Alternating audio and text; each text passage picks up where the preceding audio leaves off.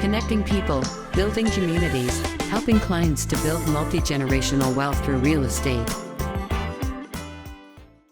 Today, we have the privilege of having Norman Pulker again with us.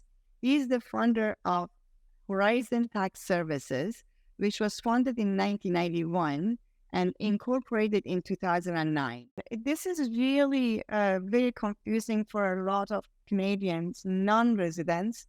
What would be considered as a non-resident? If somebody works in another country, let's say for a year, and they are planning on coming back. We do have clients that actually the family is here, but let's say the spouse is working in US simply because they are making more money in US, but the kid's wife is here, and they are Canadian residents, and but let's say the spouse is working elsewhere. So what would define being non-resident? That's a rather large question again. There's a very, very detailed 4-page form that CRA issues for one to have CRA tell you what your residential status is. However, from your description, that person has many ties to Canada. You know, they've got family here, they've got bank accounts, driver's license, health card, you know, and memberships and subscriptions and mail service. So in that case, I'm pretty sure, because I can never be sure, that CRA would say, no, you're still a resident of Canada. And so there's no other tax issue. Just make sure that they have to report their worldwide income on their personal tax return. So meaning even if they work somewhere else, so long as they file their taxes in Canada and they have family members in Canada, then they would be most likely considered as Canadian residents. Yeah. Is that right?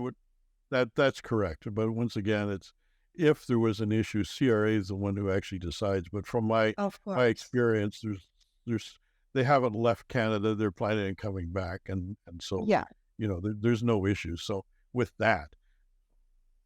Okay. And then if, for example, somebody is a Canadian resident for the last, let's say, 20, 30 years or even more, and suddenly, because of the job opportunity, they leave the country and they decide to rent their property. And renting that property will bring some rental income. And if they decide to sell, then the capital gain would be applied based on 1 year? What would be the situation in that regard? Well, it's always a standalone. The capital, if they've actually left the country and cut all residential ties, which means closed bank accounts, RSPs, and all that, so their residential status is they're deemed a non-resident. That if they sell the property, then they still have to file a Canadian tax return, but then it's deemed.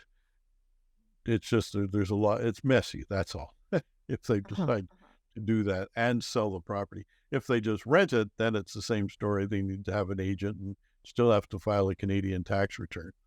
But they're deemed as a non-resident, so it would have to go to the International Tax Services office. But okay. So what I'm hearing, if let's say there is no tie, then would be different. You know, it will be a very complicated situation in many ways because they are non-Canadian, they are non-resident anymore, and then there could be sort of procedures that they need to take, like we discussed before, for non-residents. But if they are having some ties here, they come back, they decide perhaps to rent their principal residence, the property that was their principal residence, and have a smaller place to live, then it just as a rental income. They can file it as a rental income. Is that correct? Yeah, that's correct. My main point here is to let people know that if they have their non-residents or something like that, is to be aware and make sure you talk to people, because it's probably a little muddled right now. Now, the problem is when people change the use of their property, i.e., as you say, if they leave Canada for a number of years, they still may be considered a resident of Canada. But if they decided to rent their house completely, then it comes back to what I call the deemed disposition, because you actually haven't sold it. So you've got to get an appraisal of the property and then have that. So it's when it goes to a full rental, you just need to know the value when it became the 100% rental. Nobody cares until you come back to Canada and you decide you want to live in your house again.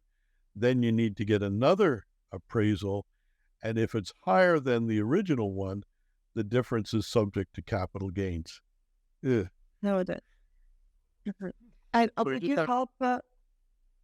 Would you help clients for all aspect of it? The for non-resident Canadian non-residents to Canadian residents.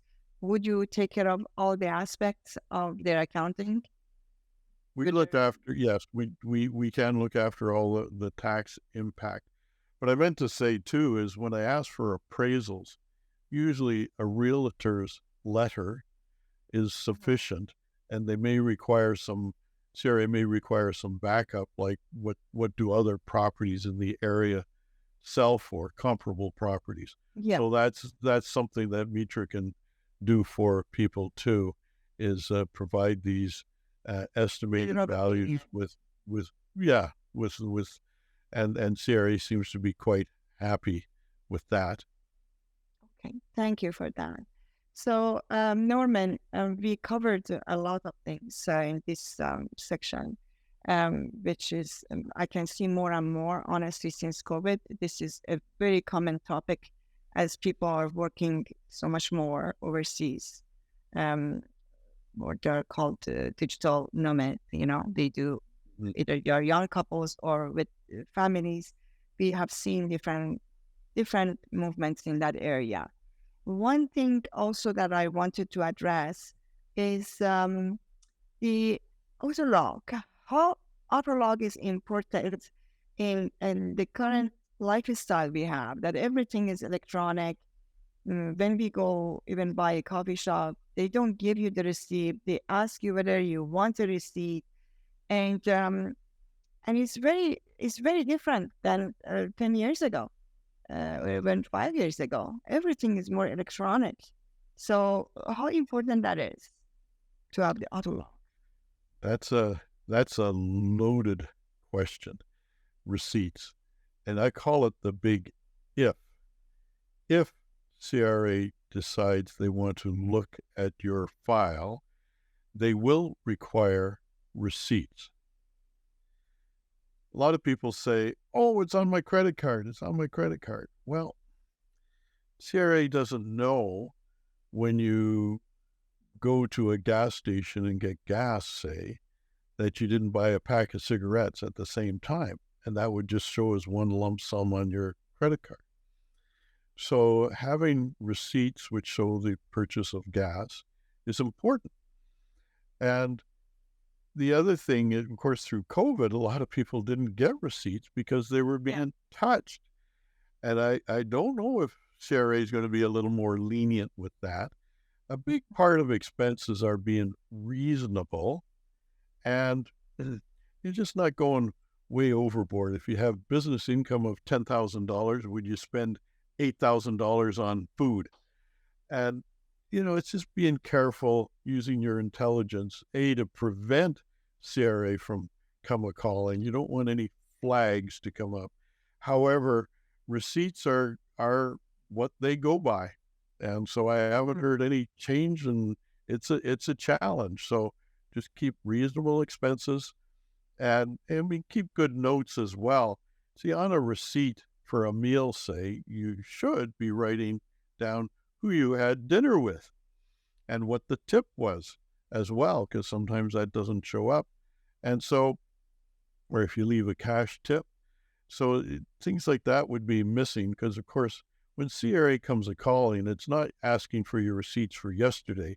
They're asking for receipts from 2 years ago or more. And will you remember? Most people sort of, no. Also, I keep a paper date planner so I know exactly where I was, or 3 years ago on a certain date. A lot of people keep electronic planners, which is great as long as they have access to it 3 years from now. When it comes to automobile, first thing CRA asks for is a log, is what they call it. And they want to know the date and who you saw, why you saw them. Well, pretty apparent. Mitra sees them for real estate. They want to know the kilometers that you drove to and from. You're supposed to indicate your odometer reading at the beginning, and this is what they ask for. Some clients are able to recreate them because not too many people some actually do keep them. And there's electronic logs too. Some people have, they plug into their phone or something when they get into their car when they're on a business trip, and it keeps track of their mileage. So that's good, but you still need to know who you saw and have the date and the odometer readings and whatnot. Thank you, Norman. Connecting people, building communities, helping clients to build multi-generational wealth through real estate.